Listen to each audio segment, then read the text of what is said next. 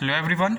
In part 2 of this video on the oxidative phosphorylation and the electron transport chain, we will talk about the chemiosmosis theory and some drugs associated with this. Up till now we have talked about the electron transport chain, then how the electrons are carried and channeled from the complex 1 of the electron transport chain until they are accepted by the oxygen. Let's review what we have seen up till now. That let's suppose here we have a mitochondrion in the cell, and this is the outer membrane of the mitochondria, and here is the inner membrane of the mitochondria, which is thrown into folds. Along the inner membrane of the mitochondria, the electrons move from complex 1 to coenzyme Q and so on until they are accepted by the oxygen. And during this process, the main thing that happens is that the hydrogen atoms that are present, they are pumped from the matrix into the perimembranous space. In the beginning, when there is no electron transport chain going on, the hydrogen atoms are in high concentration in the matrix of the mitochondrion, and when the electron transport chain start working, the hydrogen atoms are pumped from the matrix into the perimembranous space. So that now the perimembranous space contains a high concentration of the hydrogen ions.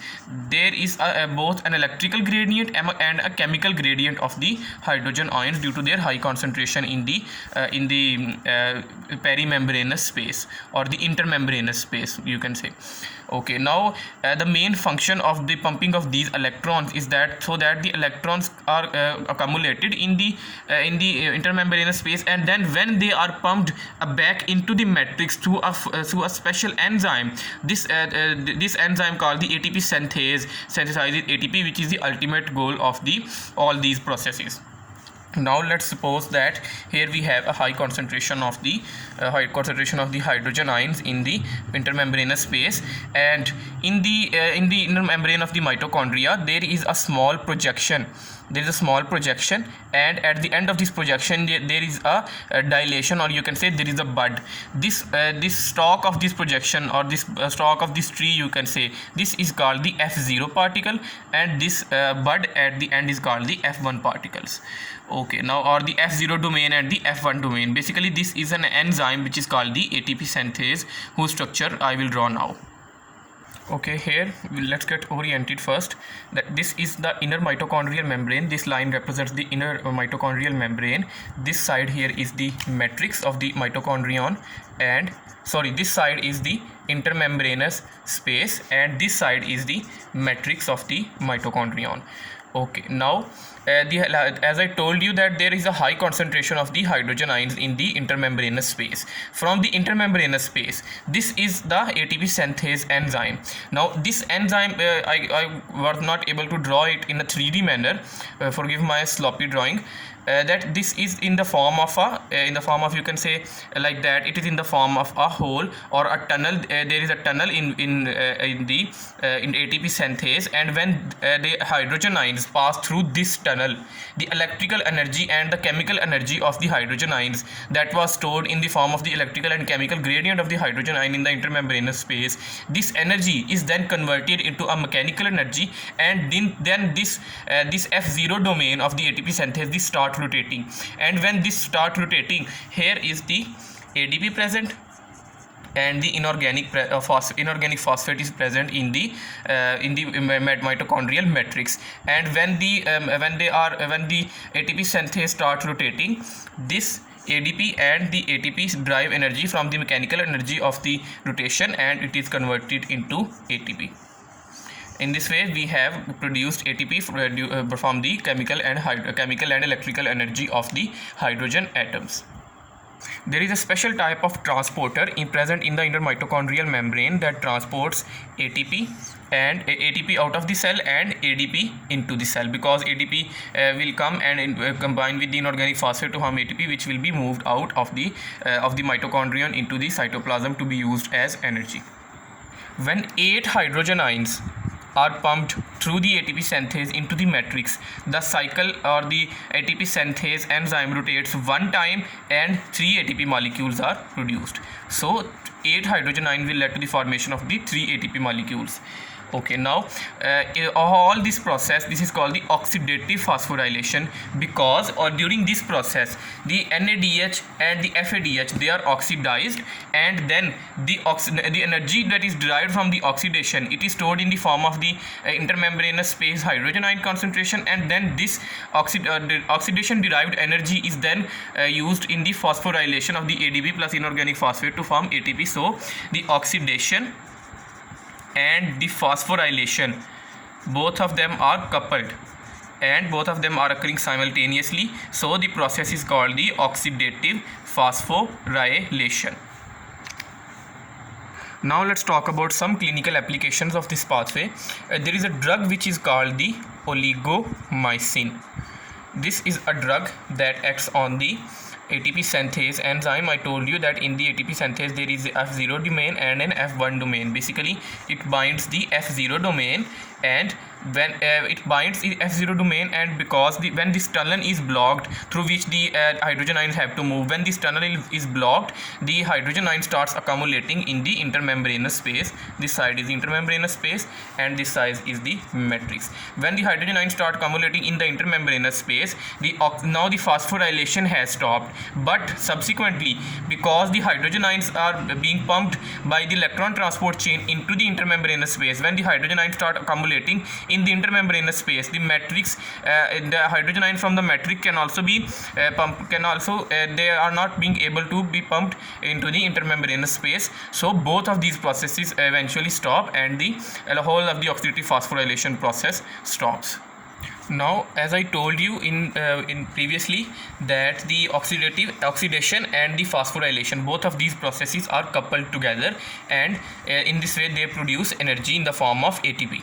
Okay, now by some process, if we uncouple these processes, then both of these processes will be uncoupled and they will be occurring on their own. For example, there is a group of proteins called the uncoupling proteins, and what they do, they stop the movement of the hydrogen ions into the they start the movement of the hydrogen ion from the intermembranous space into the matrix through some other pathway other than the ATP synthase. Let's suppose here we have the complex 1, complex 2, the coenzyme Q, the complex 3, the cytochrome C, and the complex 4, and these all these processes are pumping hydrogen ions into the intermembranous space. But ideally the hydrogen ion should enter into the matrix, enter back into the matrix through the ATP synthase enzyme. But if by some process we enter the hydrogen ion, or we diffuse the hydrogen ion through the intermembranous space other than a tunnel of the ATP synthase, then the ATP will not be synthesized, but the electron transport chain will keep on moving, and the ATP will not be synthesized, so only the heat will be produced. This mechanism is employed by an uncoupling protein type 1, which is also called the thermogenin. This thermogenin protein is present in the brown adipose tissue. As you know that the main function of the brown adipose tissue is the production of the heat. So when the heat is required, heat production is required, the uncoupling UCP1 acts and it transports the hydrogen ion through the intermembranous space into the matrix, and this way ATP is not produced, but heat is produced. Basically, the uncoupling proteins are under the action of the cold through the catecholamines. Basically, when the body is exposed to cold, the catecholamine, the epinephrine, norepinephrine, and the dopamine, they are produced, and when the catecholamines are produced, they act on the uncoupling protein synthesis, and they increase the synthesis of the uncoupling protein 1, and in this way it will produce the process of which is called the non-shivering thermogenesis, that there is the production of the heat through a process which does not involve the shivering or the contraction of the skeletal muscles. Now these are the natural uncouplers. There are also some kind of these synthetic uncouplers which are produced by man, and they are employed in some diseases, etc. There is a compound which is called the 2,4-dinitrophenol. This compound is basically an electron carrier, and let's suppose here we have the ATP synthase enzyme, and for example, let's suppose that here we have the 2,4-dinitrophenol present in the intermembranous space. This 2,4-dinitrophenol will bind hydrogen ions, and it will transport the hydrogen ions back into the matrix, and in this way the electron transport chain and the phosphorylation process of the ATP synthesis, they are uncoupled, and this way no ATP is produced and only heat is produced. This same mechanism is used by a group of drugs which is called the salicylates. When the salicylates are you can say given or ingested in large quantities, one group of salicylate, one drug of the salicylate group is the aspirin. When the aspirin or disperine is ingested in a large quantity, it will also cause the uncoupling of the electron transport chain and the phosphorylation of the ATP synthase, and in this way more heat is produced, and aspirin toxicity in this way led to the fever formation or the fever manifestation. Now we will talk about some shuttles through which some compounds that are produced in the cytosol of the cell, but they are metabolized in the mitochondrial matrix, how they are transported from the cytosol to the mitochondrial matrix. Let's suppose here we draw a partition, and here at this side we have the cytosol of the cell, and here we have the mitochondrial matrix. Okay, now in the cytosol of the cell there is the process of the the process of the glycolysis and some other processes which produce the compound called the NADH. Now you know that the NADH must be metabolized by the electron transport chain to produce 3 ATP in the mitochondrial matrix. So this NADH cannot directly cross the inner mitochondrial membrane, so we need to employ a mechanism by which the NADH can be moved. In the cytosol of the cell there is a compound which is called the oxaloacetate. This oxaloacetate, it is present in the cytosol, not in the mitochondrial matrix. This oxaloacetate is acted upon by an enzyme called the malate dehydrogenase, the cytosolic malate dehydrogenase, and it will convert the oxaloacetate into malate. But during this reaction the NADH is used and it is converted into NAD. So in other ways you can say that the energy of the NADH is stored in the form of malate. Now this malate can cross the inner mitochondrial membrane. When it comes into the mitochondria, this malate is then acted upon by the mitochondrial isozyme of the enzyme called the mitochondrial malate dehydrogenase. Now this is the mitochondrial isozyme. It will convert the malate into oxaloacetate. Now again, when the oxaloacetate is converted into malate, the NADH is used, but when the malate is used to synthesize the oxaloacetate, the NADH is produced. So here NAD will come and take the 2 hydrogen atoms, and the NADH plus hydrogen atom will be produced, and this will go to the complex 1 of the electron transport chain, and here 3 ATP will be, in this way 3 ATP will be produced.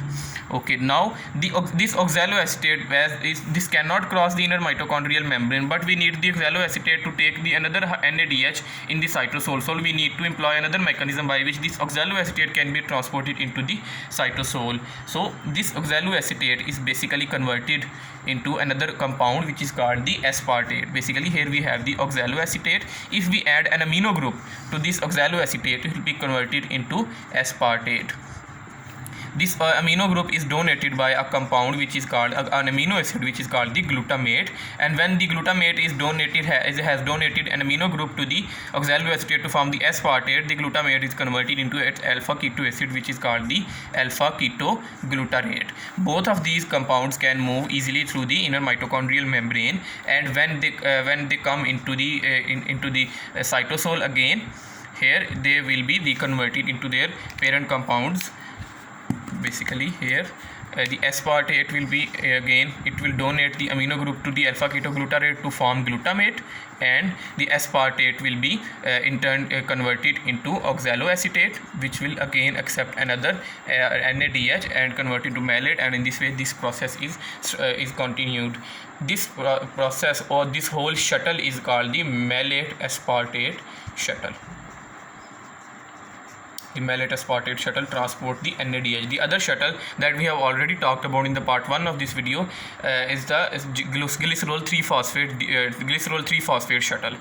You can see my part 1 of this video for the glycerol 3-phosphate shuttle. Okay, now we will talk about some defects, the inherited defects of the mitochondrial oxidative phosphorylation. As you know that the mitochondria has its own DNA and its own ribosome, and it can synthesize its own proteins.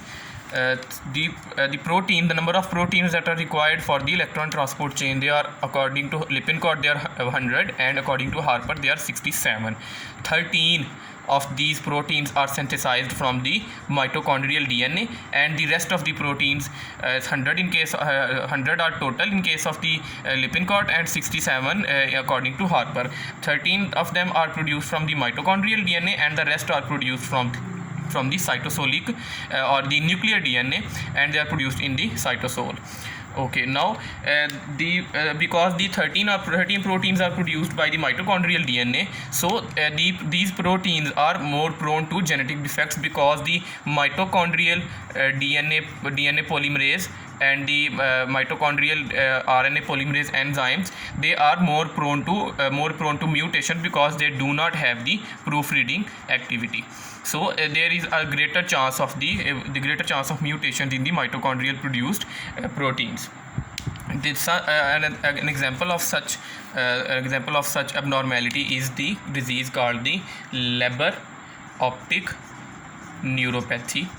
This is a disease which is manifested in the form of the loss of macular vision, or the loss of central vision, and because the cells of the retina has an absolute requirement for glucose and an absolute requirement for energy, so it is more prone to these you can say the defects of the oxidative phosphorylation.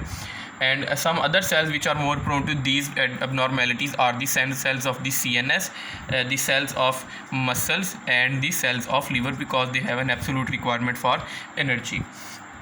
Okay, now another thing that we need to have a concept of is that the mitochondrial DNA, it is only derived from the mother side, and it is only derived from the ovum, because during the process of the fertilization, here we have an ovum, and here we have a sperm here. Okay, sloppy handwriting, please forgive me. Here we have a sperm. In a sperm, the mitochondria are concentrated here in a part of the sperm tail, which is called the principal piece. I think, correct me if I'm wrong. Nevertheless, the mitochondria are left behind, and only the sperm nucleus enters the ovum, and it combines with the ovum nucleus to form the zygote.